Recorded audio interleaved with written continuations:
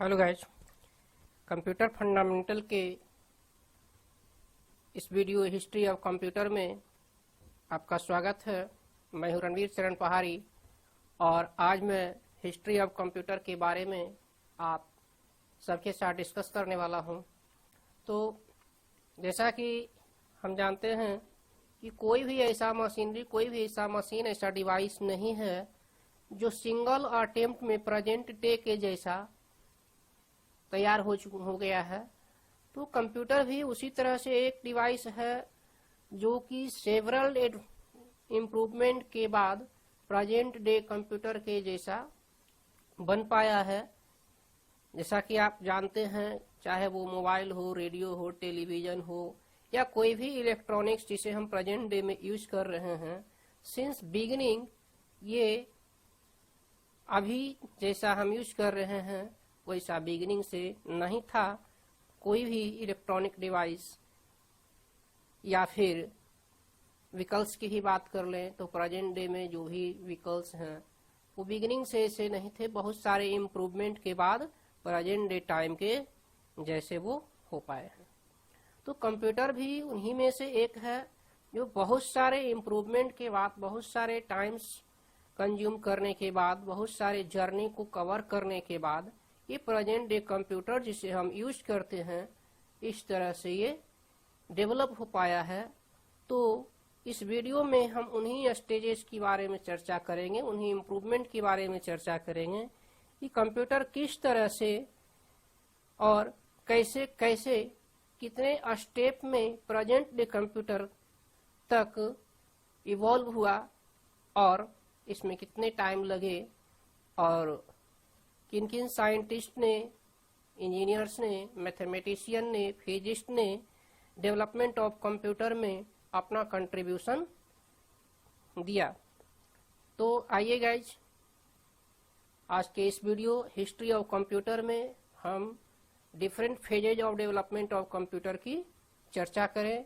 So let's concentrate yourself to get advantage from these videos as questions arises from history of computers. So if you are a aspirant of general competition or a student of BCA, BTech, etc., you may get benefits from this video history of computer and can get knowledge about history of computer. So pay attention and watch it for the last moment of the video. तो चलिए guys, अब हम one by one एक एक step करके computer के different phases के बारे में चर्चा करें।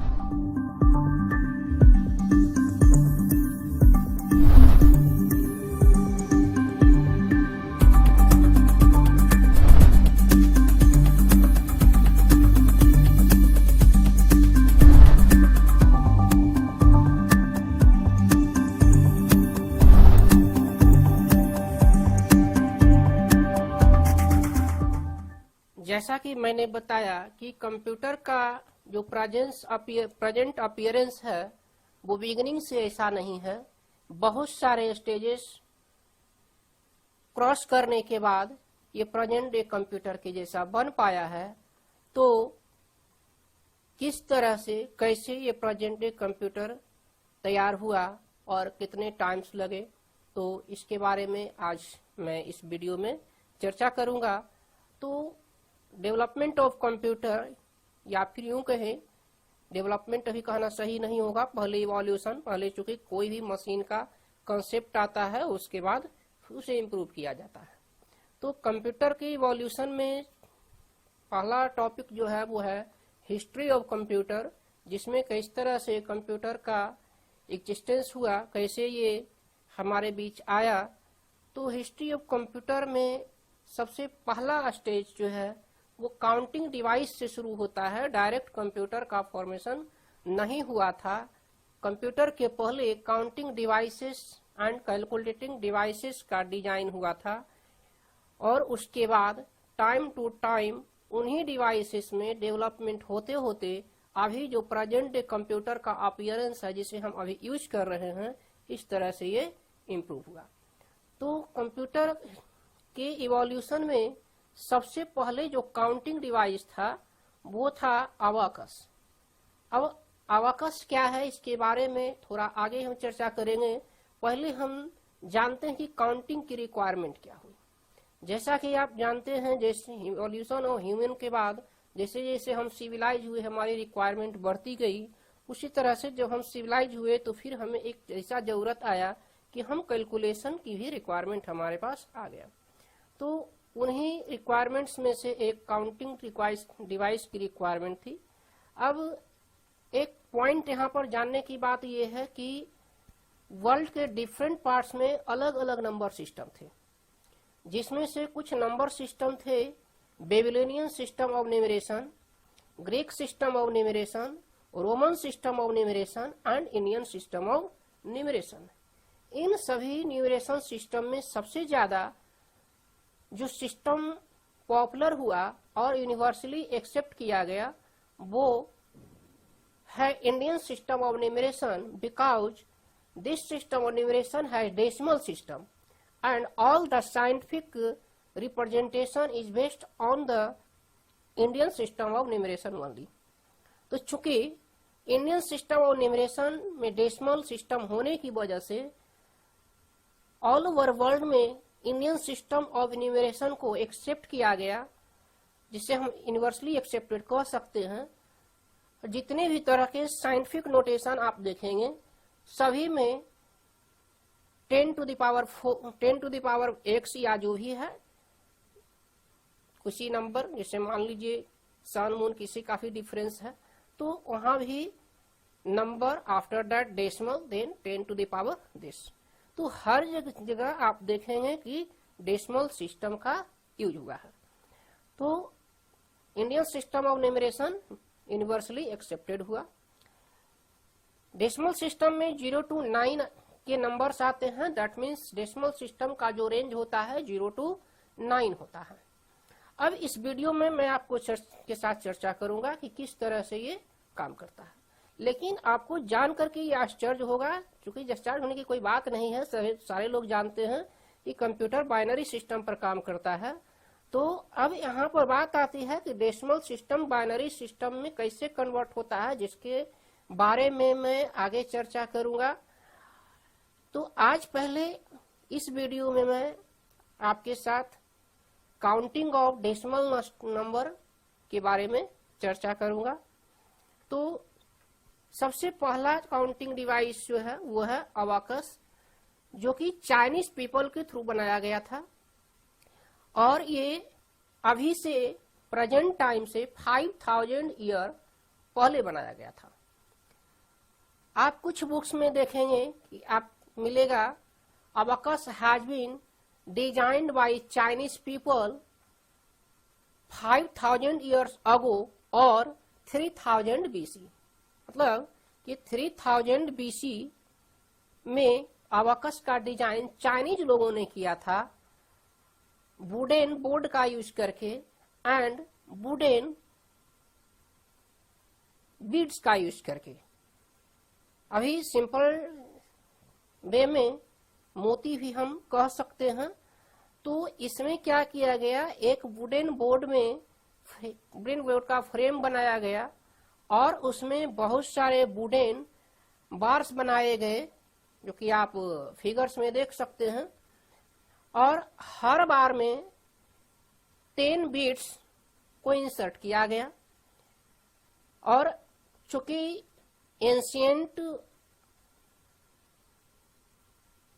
अबाकस का डिजाइन अलग है, जापानीज लोगों ने अपना अलग अबाकस डिजाइन किया, चाइनीज लोगों ने जो कि फाउंडर थे इन्होंने अपना अलग डिजाइन किया और रशियन लोगों ने भी अपना अलग डिजाइन किया। तो सभी अबाकस का कंस्ट्रक्शन अलग अलग है और डिजाइन भी सभी का अलग अलग है, लेकिन जो जनरल कंसेप्ट जो है अबाकस में, यह एक वुडन फ्रेम में कई हॉरिजॉन्टल बार्स होते हैं, उनमें हर बार में बीट्स इंसर्टेड होते हैं, जो हर बीट्स यूनिट 10 और 100 रिप्रेजेंट करता है। अब इस अबकस में एक ड्रॉबैक ये था कि इसमें बीट्स काउंटिंग के अकॉर्डिंग काम करता था।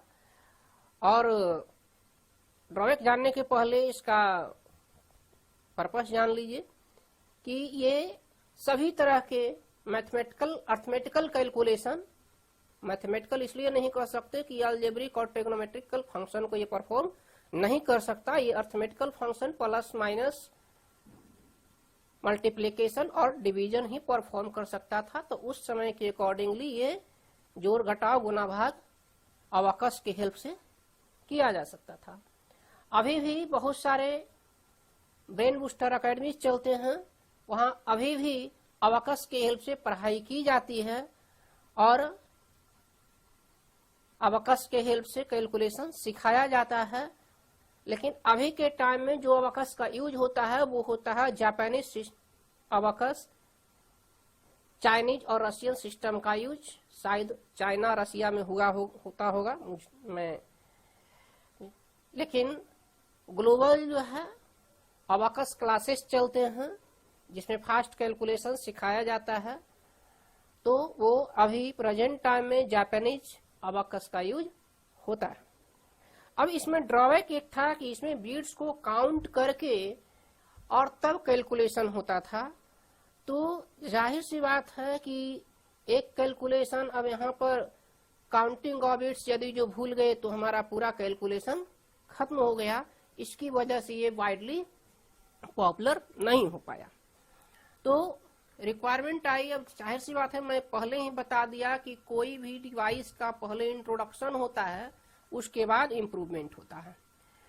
तो अबकस की मदद से कैलकुलेटिंग डिवाइस का इंट्रोडक्शन हो गया। अब जब इंट्रोडक्शन हो गया तो इम्प्रूवमेंट की वजह बनती है। तो अब इसके बाद इम्प्रूवमेंट होना शुरू हो गया। तो अबकस में इम्प्रूवमेंट का जो फेज स्टार्ट हुआ वो हुआ नेपियर बोन्स से। तो नेपियर्स बोन्स अबकस से थोड़ा डिफरेंट था, उसके बारे में भी हम चर्चा की। मैंने बताया कि अबकस जो था वो फर्स्ट कैलकुलेटिंग डिवाइस था पूरे वर्ल्ड में, और किसी भी मशीन का इंट्रोडक्शन होता है या डिवाइस का इंट्रोडक्शन होता है, इंट्रोडक्शन होने के बाद उसमें इम्प्रूवमेंट होने की चांसेस आती है। तो अबकस के डिजाइन और उसके परफॉर्मेंस के बाद जो इम्प्रूवमेंट होकर के इम्प्रूव होने के बाद जो दूसरा कैलकुलेटिंग डिवाइस तैयार किया गया, इम्प्रूव करके बनाया गया, वो था नेपियर्स बोन। तो नेपियर्स बोन एक इंग्लिश मैथमेटिशियन थे, जॉन नेपियर। इसे इन्होंने 1617 एडी मतलब 1617 ईस्वी में इन्होंने एनिमल्स बोन जिनका साइज सिलिंड्रिकल शेप में था या नहीं था, तो उसे उन्होंने सिलिंड्रिकल शेप में कन्वर्ट किया और उन्हीं बोन्स पर 0 to 9 का नंबर लेबल किया। दैट मीन 0 के 9 नंबर उस पर मार्क किया और उसके बाद रोटेशन के हेल्प से इसमें कैलकुलेशन का कंसेप्ट दिया गया था। लेकिन था तो अबकस से थोड़ा सा इम्प्रूव तो हो गया, यहाँ बीट्स काउंटिंग की रिक्वायरमेंट नहीं थी। लेकिन यहाँ ये कैलकुलेशन के मामले में अबकस से थोड़ा सा पीछे हो गया। अबकस में जहाँ एडिशन, सब्ट्रैक्शन, मल्टीप्लिकेशन और डिवीजन चारों तरह के अर्थमेटिकल फंक्शंस परफॉर्म किए हो पा रहे थे, इसमें केवल और केवल एडिशन एंड मल्टीप्लिकेशन ही परफॉर्म हो पा रहा था। तो अब नेपियर्स बोन्स में ये बहुत बड़ा ये ड्रॉबैक हो गया कि ये सब्ट्रैक्शन और डिवीजन तो हो ही नहीं सकता है। तो इसके बाद फिर जो नेक्स्ट कैलकुलेटिंग डिवाइस इंप्रूव होकर के बना, जब डेवलपमेंट शुरू होता है तो एक साइंटिस्ट कुछ लेकर के आते हैं तो दूसरे साइंटिस्ट कुछ लेकर आते हैं कि तो इसी तरह से फिर हमारे अगले जो इन्वेंटर थे जिन्होंने अपना रोल प्ले किया वो थे एडमंड गोंटूर। यह एक इंग्लिश मैथमेटिशियन थे और इन्होंने 16th सेंचुरी में ही एक मशीन डेवलप किया जिसका नाम स्लाइड रूल था। टर्म यहाँ पर जो टर्म स्लाइड यूज किया गया है उसी से आप समझ सकते हैं कि स्लाइड कहने का मतलब होता है खिसकना, और रूल, इंस्ट्रूमेंट बॉक्स में एक रूलर होता है, तो यहाँ एक रूल है। तो इस कैलकुलेटिंग डिवाइस में क्या था कि एक स्केल, जिसे मेजरिंग रूलर भी कह सकते हैं, तो मेजरिंग रूलर पर 0 to 9 एंड कुछ सब यूनिट्स भी मार्क किए गए, और स्लाइडर के हेल्प से इसमें कैलकुलेशन होता था। तो इस कैलकुलेटिंग डिवाइस की मदद से addition, subtraction, multiplication and division सभी का कैलकुलेशन हुआ। लेकिन कहा जाता है कि हमें जितना ज्यादा मिले हम खुश नहीं होते हैं, फर्दर इम्प्रूवमेंट और अच्छे सुविधा की खोज में रहते हैं। तो फिर स्लाइड रूल के बाद फिर फर्दर इम्प्रूवमेंट जारी रहा, और अगला इम्प्रूवमेंट होकर के जो नेक्स्ट डिवाइस आया वो डिवाइस था पास्कलाइन। पास्कलाइन चूंकि इसे ब्लेज पास्कल ने बनाया था, इसलिए इसे पास्कलाइन भी कहा जाता है। ये इस कैलकुलेटिंग डिवाइस का जनरल नाम जो है वो पास्कल्स एडिंग एंड सब्ट्रैक्टरी मशीन था। चूंकि ये केवल एडिशन और सब्ट्रैक्शन ही परफॉर्म कर पाता था, इसलिए इसका नाम Pascal's adding and subtracting machine ही रखा गया। अब यहाँ समझने की बात यह है कि ब्लेज पास्कल का बचपन बहुत ही संघर्षमय गुजरा, और उन्होंने अपने लाइफ में बहुत सारे संघर्ष किए।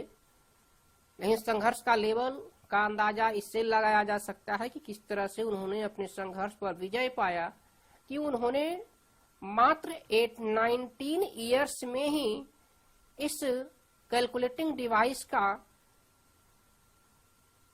इवोल्यूशन कर दिया था।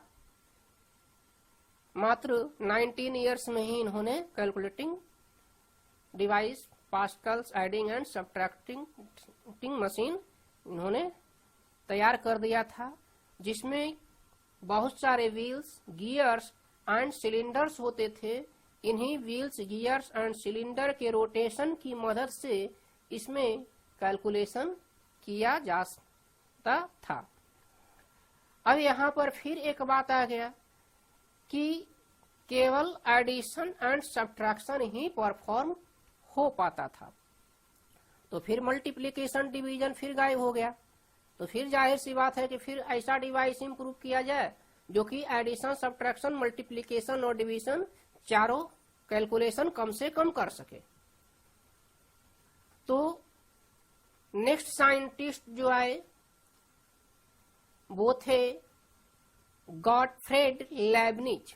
ये जर्मन फिलोसोफर थे, और इन्होंने 1673 एडी में एक मैकेनिकल डिवाइस तैयार किया। मैकेनिकल डिवाइस इसलिए कहेंगे क्योंकि इसमें बहुत सारे पार्ट्स को इन्होंने एसोसिएट किया, और सभी के एसोसिएशन से ये फंक्शन परफॉर्म करने में एबल था। तो ये जो डिवाइस था इसे लेibniz कैलकुलेटर बोला गया, चूंकि इसका डिजाइन गॉटफ्रेड लेibniz ने किया और ये कैलकुलेशन कर सकता था, इसलिए इसका नाम लेibniz कैलकुलेटर रखा गया। लेकिन यहाँ भी एक ड्रॉबैक आ गया कि ये केवल और केवल multiplication and division he perform कर पाता था, इसलिए इसे लेibniz मल्टीप्लिकेशन एंड डिवाइडिंग मशीन भी कहा जाता था।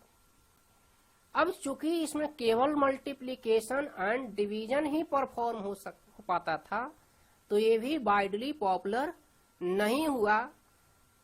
आगे रिसर्च एंड इम्प्रूवमेंट जारी रहा। तो अब हम आगे जानेंगे कि लेibniz कैलकुलेटर और लेibniz मल्टीप्लिकेशन एंड डिवाइडिंग मशीन के बाद कौन सा ऐसा मशीन आया और वो क्या कर सकता है। तो उसको जानने के लिए बने रहिए आप डिजिटल चरण पहाड़ी के साथ, और अगले वीडियो में मैं Lebanese multiplication and dividing machine के बाद जो डिवाइस आती है उसके बारे में मैं चर्चा करूंगा।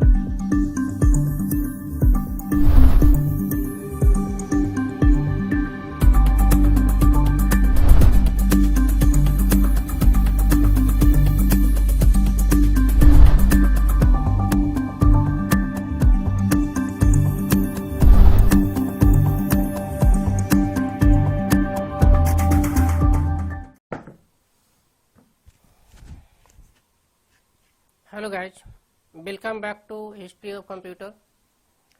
तो गाइज, जैसा कि मैंने बताया था कि लेबनीज कैलकुलेटर के बाद भी कैलकुलेटिंग डिवाइस को इम्प्रूव किया गया। तो लेबनीज कैलकुलेटर के बाद जो कैलकुलेटिंग डिवाइस था वो था डिफरेंस इंजन, और इसे डिजाइन किया था फेमस इंग्लिशमैन चार्ल्स बैबेज ने, जिन्हें हम फादर ऑफ कंप्यूटर के नाम से जानते हैं। अब इन्हें हम फादर ऑफ कंप्यूटर के नाम से क्यों जानते हैं इसके बारे में भी हम चर्चा करेंगे, लेकिन उसके पहले हम डिफरेंस इंजन के बारे में जानेंगे कि डिफरेंस इंजन में क्या था और वो कैसे काम करता था।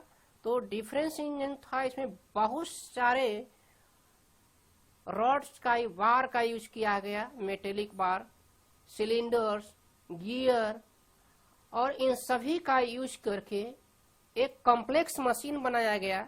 इस तरह का कॉम्प्लेक्स मशीन बनाया गया कि सभी तरह के मैथमेटिकल कैलकुलेशन इसमें परफॉर्म किए जा सके। अब इसमें सभी तरह के मैथमेटिकल कैलकुलेशन पहले के डिवाइसेस के कंपैरिजन में इजीली परफॉर्म होने लगा। यह एक मैकेनिकल मशीन हुआ, क्योंकि मशीन का डिफिनीशन मैंने फर्स्ट वीडियो में ही बताया है कि everything which is designed by the assemble of several devices in the association of each other. मतलब बहुत सारे डिवाइसेस को मिला करके यदि किसी मशीन की फॉर्मेशन होती है तो उसे हम मशीन कहते हैं। तो यहाँ अब ये मशीन तो हो गया, अब ये मैकेनिकल टर्म यूज किया गया, क्योंकि उस समय इलेक्ट्रिसिटी नाम का कोई कंसेप्ट नहीं था इसे ऑपरेट करने के लिए। इसे मैनुअली ही इसे ऑपरेट करना होता था, इसलिए इसे मैकेनिकल मशीन कहा जाता था। तो डिफरेंस इंजन में सभी तरह के mathematical calculation as addition, subtraction, multiplication and division perform होने लगा। अब जैसे ही इसमें चार्ल्स बैबेज को सफलता मिली, ये रुके नहीं, ये हमारे जैसे नहीं थे कि थोड़ी सी सफलता मिलने पर थोड़ा आराम कर लेते हैं। वे रुके नहीं और अपने डिवाइस को इम्प्रूव करने में वो लगे रहे, और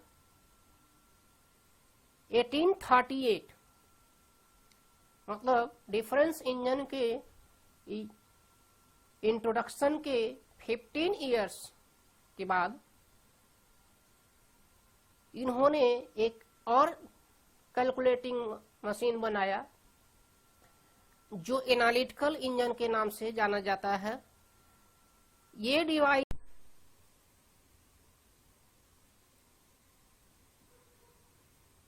डिफरेंस इंजन के सक्सेस के बाद चार्ल्स बेबेज ने अपने नेक्स्ट इनोवेशन में एनालिटिकल इंजन का इन्वेंशन किया, जो कि डिफरेंस इंजन का इम्प्रूव्ड फॉर्म था। डिफरेंस इंजन में जिस तरह से सभी अरिथमेटिक फंक्शंस परफॉर्म हो पा रहे थे, एनालिटिकल इंजन भी उन सभी अरिथमेटिकल ऑपरेशंस को परफॉर्म करने में सक्षम था।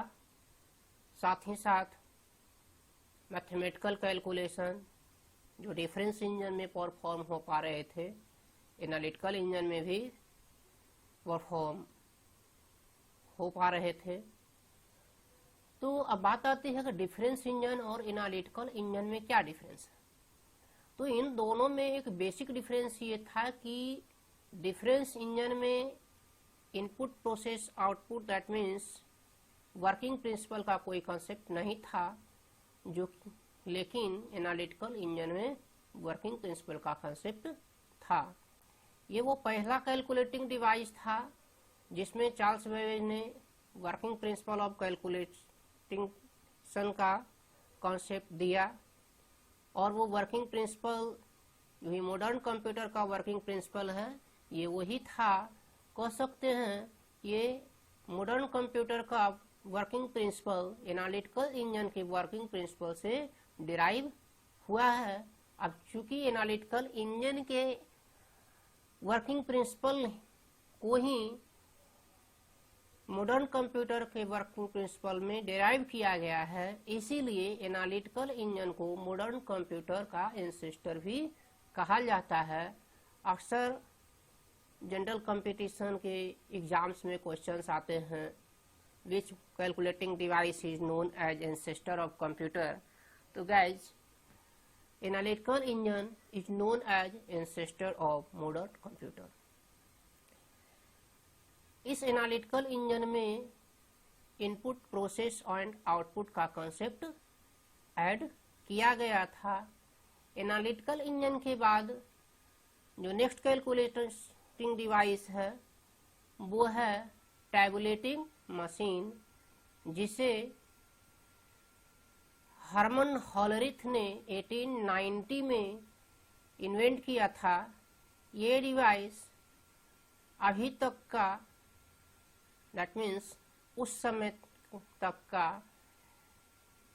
पहला कैलकुलेटिंग डिवाइस था जो इंफॉर्मेशंस को रीड कर सकता था। बाद में इस इंफॉर्मेशंस को पंच कार्ड पर ऐड किया गया, जिसे पंच कार्ड को आगे चलकर इम्प्रूव करके वही प्रेजेंट टाइम में मेमोरी कार्ड के नाम से हम जानते हैं। ये वही पंच कार्ड है जो अभी मेमोरी कार्ड के नाम से जाना जाता है। पंच कार्ड बहुत का साइज कुछ बहुत ज़्यादा बड़ा था। मेमोरी कार्ड पंच कार्ड का इम्प्रूव फॉर्म है। तो हरमन हॉलरिथ ने 1890 में टैबलेटिंग मशीन का इन्वेंशन किया और ये इंफॉर्मेशन को रीड कर सकता था। आगे यही हॉलरिथ मशीन, क्योंकि हरमन हॉलरिथ ने अपनी कंपनी का नाम हॉलरिथ मशीन रखा था, और इन्होंने आगे चलकर हॉलरिथ कंपनी के नाम ही चेंज होकर इंटरनेशनल बिजनेस मशीन हो गया, जो कि प्रेजेंट डे में जितने भी टेक कंपनीज हैं या फिर टेक्निकल स्टूडेंट्स हैं वे IBM का नाम जानते हैं। तो IBM कंप्यूटर फील्ड में बहुत ही इम्पोर्टेंट कंपनी के नाम से जाना जाता है, बहुत ही पॉपुलर है। तो ये IBM पहले हॉलरिथ मशीन था और 1894 में इसे इंटरनेशनल बिजनेस मशीन के नाम से रीनेम कर दिया गया। टैबलेटिंग मशीन के बाद नेक्स्ट कैलकुलेटिंग डिवाइस था, वो था मैकेनिकल एंड इलेक्ट्रिकल कैलकुलेटर। तो गाइज अभी तक जितने भी कैलकुलेटिंग डिवाइस थे वो सभी मैकेनिकल ही थे। अब जैसा कि मैंने कहा था कि किसी भी डिवाइस का पहले इंट्रोडक्शन होता है, इंट्रोडक्शन के बाद उसमें इम्प्रूवमेंट होता है। तो उसी तरह से कैलकुलेटिंग डिवाइस का इंट्रोडक्शन हुआ, उसमें इम्प्रूवमेंट होते गए और जो भी ड्रॉबैक्स थे सभी को फुलफिल स्टेप बाय स्टेप किया गया और इस तरह से जितने भी मैथमेटिकल एंड अरिथमेटिकल कैलकुलेशंस थे हो पाने में सक्षम हुए और इस तरह से फाइनली एक कैलकुलेटर का इन्वेंशन हुआ जो मैकेनिकल कैलकुलेटर के नाम से जाना जाता है। तो वर्ल्ड में का सबसे फर्स्ट मैकेनिकल कैलकुलेटर इन्वेंट किया गया था विलियम सेकर्ड के द्वारा। इन्होंने वर्ल्ड का सबसे पहला मैकेनिकल कैलकुलेटर इन्वेंट किया था और फिर आगे चलकर मैकेनिकल कैलकुलेटर के सक्सेस के बाद आगे चलकर उसमें पावर सप्लाई कर दिया गया जिससे कि हम इलेक्ट्रिकल कैलकुलेटर के नाम से जानते हैं। आगे हम लोग इलेक्ट्रिकल कैलकुलेटर के बारे में भी चर्चा करेंगे। तो सबसे पहला जो मॉडर्न इलेक्ट्रिक कैलकुलेटर था, इलेक्ट्रॉनिक कैलकुलेटर था, वो 1960 में लॉन्च किया गया, मतलब इन्वेंट हुआ। इसमें इलेक्ट्रॉन ट्यूब का यूज किया गया था। ये अभी प्रेजेंट टाइम के कैलकुलेटर के कंपैरिजन में बहुत ही बड़ा था और आगे फिर इसी इलेक्ट्रॉन ट्यूब को रिप्लेस करके ट्रांजिस्टर ऐड किया गया जिससे कि कैलकुलेटर का साइज बहुत छोटा हो गया। मॉडर्न इलेक्ट्रिक कैलकुलेटर जितने भी तरह के mathematical computations and mathematical calculation थे ये करने में सक्षम हो गया। साथ ही साथ ये डेटा को परमानेंटली भी स्टोर करने में सक्षम हुआ। कुछ ऐसे भी कैलकुलेटर आए जिसमें इनबिल्ट प्रोग्राम थे जो कि कॉम्प्लिकेटेड कैलकुलेशन को परफॉर्म करने में एबल है। अब मॉडर्न इलेक्ट्रिक कैलकुलेटर के बाद हम लोग कंप्यूटर के डिफरेंट फेजेस के बारे में चर्चा करेंगे। क्योंकि मैंने पहले ही बताया कि कंप्यूटर के इवोल्यूशन में सबसे पहले कैलकुलेटिंग डिवाइस का इम्प्रूवमेंट हुआ। कैलकुलेटिंग डिवाइस के इम्प्रूवमेंट के बाद कैलकुलेटिंग डिवाइस के बेसिस पर ही कंप्यूटर का इन्वेंशन हुआ।